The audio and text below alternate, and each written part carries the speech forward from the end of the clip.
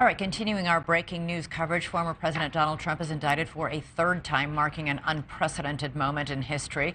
Let's go now to NewsNation's Kellie Meyer. We know that the indictment does mention former Vice President Mike Pence and Trump's efforts to pressure Pence into not certifying Biden's victory in the Senate.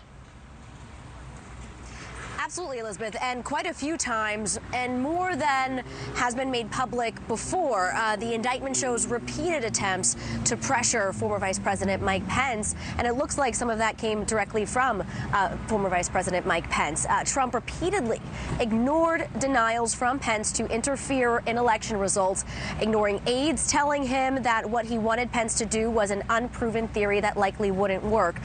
There's some sections I wanted to pull from here. There's one part in this indictment where it says that former Vice President Mike Pence called to wish former President Trump a Merry Christmas on Christmas, and Trump pressed him on rejecting electoral votes. There's also another part in the indictment where the former Vice President's chief of staff warned the Secret Service ahead of January 6th, and I believe I can get that up here to share a bit of that with you.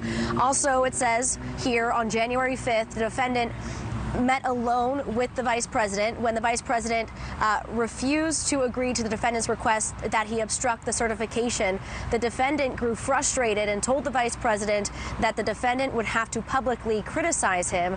Upon learning this, the vice president's chief of staff was concerned for the vice president's safety and alerted the head of the vice president's Secret Service detail. There's also one more portion. On January 1st, the defendant called the vice president and berated him, this says, because he had learned that the vice president had opposed a lawsuit seeking a judicial decision that at the certification, the vice president had the authority to reject or return votes to the states under the Constitution.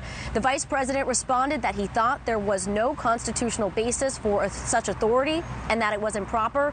In response, the defendant told the vice president, quote, "You're too honest."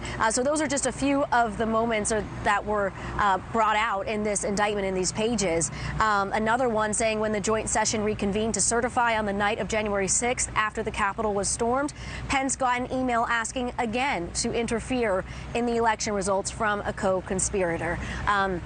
Those were just a few moments in this 45-page indictment, but a lot of it after page 33, we're seeing, Elizabeth, having to do with former Vice President Mike Pence in here. Yeah, most of that I've heard before. Vice President Pence wrote a book about what happened. There's been lots of testimony about this in the January 6th hearings.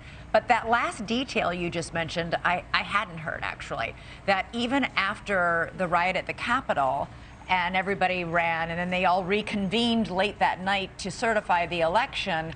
Even then, Vice President Pence was still getting text messages urging him not to certify the election, even after the insurrection? Exactly, and that's what they're saying when they, after the Capitol was stormed, that he got an email asking again to interfere in election results from a co-conspirator. And that was one of the questions at the end of that press conference with Jack Smith was, why aren't there charges for the co-conspirators in this? And obviously he walked away and didn't take any questions from the press, as we were predicting before that. Right. But we'll keep looking in here, Elizabeth, for any more nuggets from this indictment, for things that we just haven't heard before that were revealed in this. Thanks so much for watching. Go to joinnn.com to find NewsNation on your television provider.